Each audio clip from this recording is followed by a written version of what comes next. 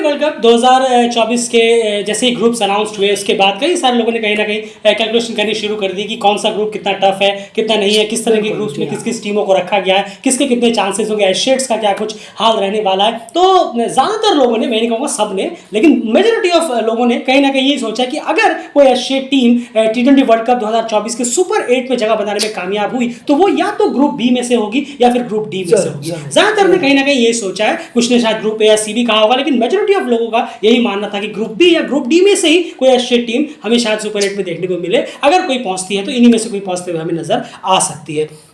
अब यहाँ पर बात है, यहाँ पर अब ग्रुप बी और बी डी की बात कर रहे हैं, और डेफिनेटली ग्रुप बी और डी थोड़े से टफ नजर आते हैं। डी तो थोड़ा ज्यादा ही टफ नजर आता है उसके अगर बांग्लादेश श्रीलंका के रहने की वजह से। अब यहाँ पर एक चीज और है कि आईसीसी के रैंकिंग्स के हिसाब से अगर हम हर ग्रुप को जानने की कोशिश करें, इसको क्लासिफाइड करें कि आईसीसी के रैंकिंग के हिसाब से देखें कि किस रैंक की टीम्स को एक ग्रुप में भरा गया है, तो इसके बारे में थोड़ी सी आपको इन्फॉर्मेशन देते हैं। एंड ग्रुप ए से शुरुआत करें, रैंक्स क्या कहती है? जरूर देखिए, अगर रैंक्स की बात करें, इंडिया को ग्रुप ए में इंडिया को नंबर 1 रैंक जो ऑब्वियसली है आईसीसी के मुताबिक, उसके बाद पाकिस्तान की चौथी रैंक है, उसके बाद बात करें आयरलैंड की 12वीं, उसके बाद देखें हम कनाडा की 20वीं रैंक और यूएसए की 23वीं रैंक है। तो अगर देखेंगे लीस्ट यूएसए 23वीं रैंक के साथ, और सबसे नंबर 1 पर जो है वो इंडिया ऑब्वियसली जो ग्रुप ए में नंबर 1 रैंक के साथ। बिल्कुल। और एक चीज यहाँ पर और है कि फुल मेंबर्स के बीच में जो 3 फुल मेंबर्स हैं उनके बीच में काफी डिफरेंस है। आप देखेंगे पाकिस्तान वर्सेस आयरलैंड कम से कम 8 रैंक का डिफरेंस है और इंडिया वर्सेस आयरलैंड कम से कम 11 का डिफरेंस है। लेकिन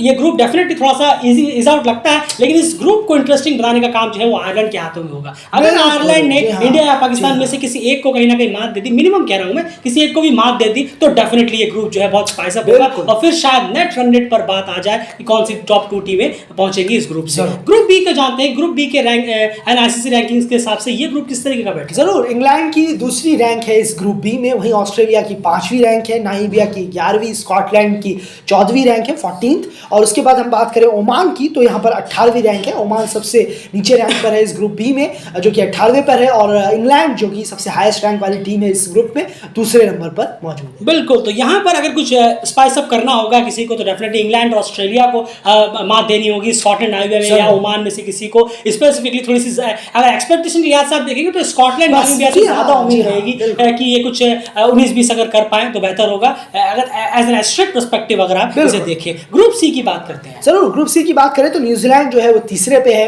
वहीं वेस्ट इंडीज जो है वो 7वें रैंक पर है, अफगानिस्तान 10वें रैंक पर, उसके बाद युगांडा 19वें रैंक पर, और पीएनजी जो है वो 20वें रैंक पर मौजूद है। बिल्कुल। तो यहाँ पर युगांडा कहीं ना कहीं अपना पहला T20 वर्ल्ड कप खेलेगी तो डेफिनेटली उनके मैचेस पर नजर रहेगी या फिर किस तरह से वो इस इवेंट को इस्तेमाल करते हैं, इस एक बड़े इवेंट पर आकर जिस तरह का अलग इन्वायरमेंट और अलग प्रेशर होता है उसे वो किस तरह से हैंडल करते हैं और किस तरह की परफॉर्मेंस देते हैं उस पर नजर रहेगी। एंड ग्रुप डी की बात करें, अगर आईसीसी की क्लासिफिकेशन के हिसाब से ग्रुप डी क्या कहता है? जरूर, ग्रुप डी में बहुत क्लोज रैंक वाली टीमें हैं। हम देखें साउथ अफ्रीका 6ठे रैंक पर, श्रीलंका 8वें रैंक पर, बांग्लादेश जो है वो 9वें रैंक पर, वहीं नीदरलैंड्स जो है वो 15वें रैंक पर, और नेपाल जो है वो 16वें रैंक पर। तो फुल मेंबर्स में काफ़ी क्लोज रैंक है, बजाय अगर हम देखें एसोसिएट और फुल मेंबर्स का गैप जो है वो यहाँ काफ़ी दिख रहा है। बिल्कुल। अब यहाँ पर एक चीज़ और है, अब यहाँ पर क्यों इतनी इंटरेस्टिंग कहा जा रहा है इस चीज़ को, क्या देखें यहाँ पर जो रैंक है, साउथ अफ्रीका खेल चुकी है, साउथ अफ्रीका इस ग्रुप में, नीदरलैंड इस ग्रुप में। नीदरलैंड ने पिछले T20 वर्ल्ड कप में साउथ अफ्रीका को मात दी थी,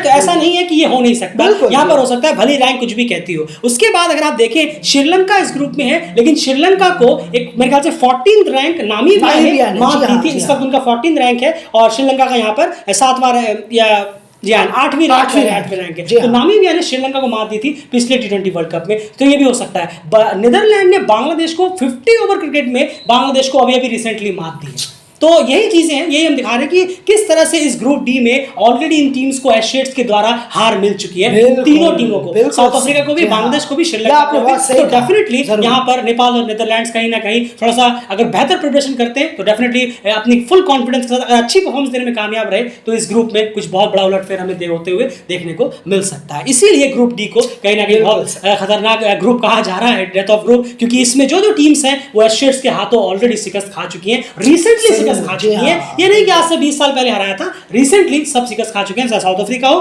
बांग्लादेश हो या फिर श्रीलंका हो। फिलहाल इस क्लासिफिकेशन में इतना ही। आपकी क्या राय है कमेंट बॉक्स में रखिए। यही हाल है, T20 वर्ल्ड कप की प्लेलिस्ट हमने बना दी है, जाकर एक बार जरूर चेक करिए। यूएसए में 2024 T20 वर्ल्ड कप खत्म होने के बाद क्या पॉपुलैरिटी क्रिकेट की बढ़ेगी, इस पे एक डिटेल्ड फैक्ट्स ऑनेस्ट ओपिनियन वाला वीडियो हमारा आज ही सुबह में अपलोड किया है, जाकर एक बार जरूर सुनिए सोने से पहले। फिलहाल इस वीडियो में इतना ही, बाय।